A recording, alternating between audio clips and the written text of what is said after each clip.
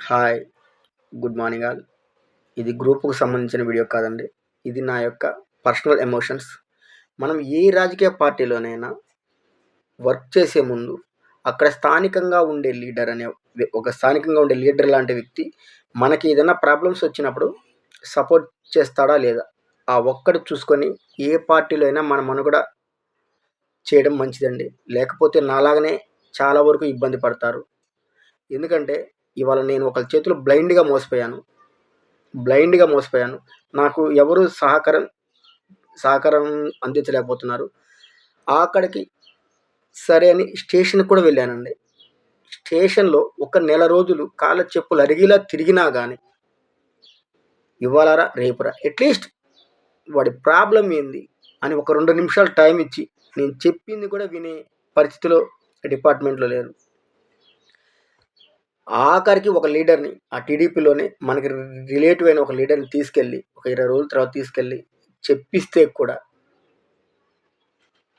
SI గారేమో ASI గారుగా చెప్పారు. ASI గారు ఆ రోజు ఫోన్ చేసి, సరే సండే ఒక 3 డేస్ టైం ఇచ్చి స్టేషన్‌కి రమ్మన్నారు. నేను చాలా ఆనందపడ్డాను. సరే న్యాయం జరుగుద్దిలే అని. 3 డేస్ తర్వాత ఎళ్తే, వారు చెప్పిన మాటే రైట్. వాళ్ళు చెప్పిందే రైట్. వాళ్ళు ఒప్పుకుంది అంతే అంట, ఇచ్చింది అంతే అంట. ఓకే వదిలేయి. నీ నుంచి వాళ్ళ ఫ్యామిలీలో ప్రాబ్లమ్స్ స్టార్ట్ అవుతున్నాయంట. వాళ్ళ భర్త గొడవ చేస్తున్నాడంట. నిజంగా వాళ్ళు వాళ్ళు నాకు బాకీ లేకపోయుంటే, ఆమె భర్త భార్య మీద ఎందుకు కోప్పడతాడు? ఎవడైతే వాళ్ళని ఇబ్బంది పెడుతూ వాళ్ళకి స్టేషన్ నుంచి ఫోన్ చేయించాడో వాడి మీద కదా కోప్పడాల్సింది. నీకు బాకీ లేనప్పుడు నువ్వు మాకెందుకు ఫోన్ చేపిస్తున్నావని కదా నా మీద కదా వాళ్ళు కోప్పడాల్సింది. ఈ చిన్న లాజిక్‌ని ఏఎస్ఐ గారు ఎందుకు మిస్ అవుతున్నారు? అంటే స్థానికంగా ఉండే ఒక టీడీపీ లీడర్ వాళ్ళకి సపోర్ట్‌గా ఉన్నాడు. వాళ్ళని స్టేషన్‌కి రానివ్వకుండా ఆపుతున్నాడు. నన్ను మాటలతో భయపెట్టి ఇవ్వాళరా, రేపురా. కానీ మన లీడర్లు ఎవరు నాకు సహకరించట్లేదు. ఇంకేం చేయగలుగుతాను? నేను ఆల్రెడీ చెప్పాను ఏఎస్ఐ గారికి. సార్ నిజమే వాళ్ళు చెప్పిన మాటే మీరు వింటున్నారు. అది అక్కడ ఫోన్‌లో కాదు సార్. ఇక్కడికి స్టేషన్‌కి పిలిపించి, నిజమే నాకు 40,000 ఇవ్వాలి. నేను చెప్తున్నాను. వాళ్ళు లేదు, బాకీ లేదని వాళ్ళు చెప్తున్నారు. నాకు 2 పిల్లలున్నారు. నేను 2 పిల్లల్ని వాళ్ళకి చెప్పిన గుడిలో నేను ప్రమాణం చేస్తాను. నాకు డబ్బులు ఇవ్వమనండి. లేదు వాళ్ళని చేయమనండి. నేను డబ్బులు మానేస్తాను. నాదే తప్పని ఒప్పుకుంటాను. ఖచ్చితంగా మోకాళ్ళ మీద కూర్చొని వాళ్ళందరి కాళ్ళకి దండం పెడతాను. వాళ్ళు ఎంతమంది కాళ్ళకి దండం పెట్టమంటే అంతమంది కాళ్ళకి దండం పెడతాను. ఎందుకంటే నేను తప్పు చేశానని అప్పుడు నమ్ముతాను నేను. వాళ్ళ టైం వేస్ట్ చేశాను, వాళ్ళని ఇబ్బంది పెట్టాను అప్పుడు నమ్ముతాను ఖచ్చితంగా. అంతేగాని ఆమె చెప్పిన మాటే కొలబద్దం.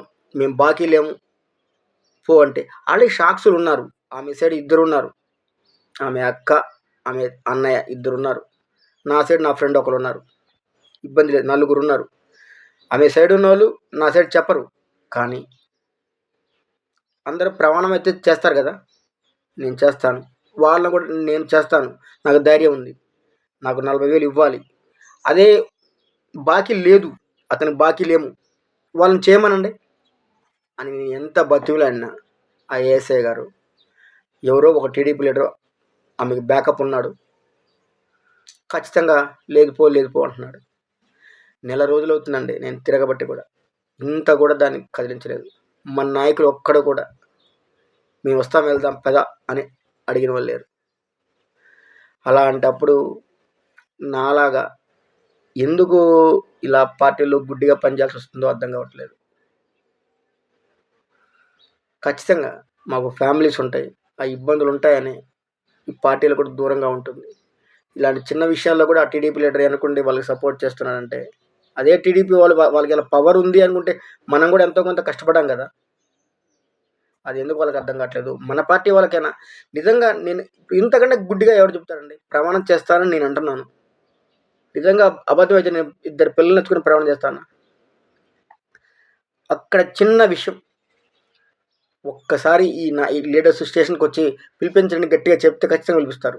ఒక్కరు కూడా దాని గురించి పట్టించుకునే వాళ్ళు లేరు. మన కర్మ.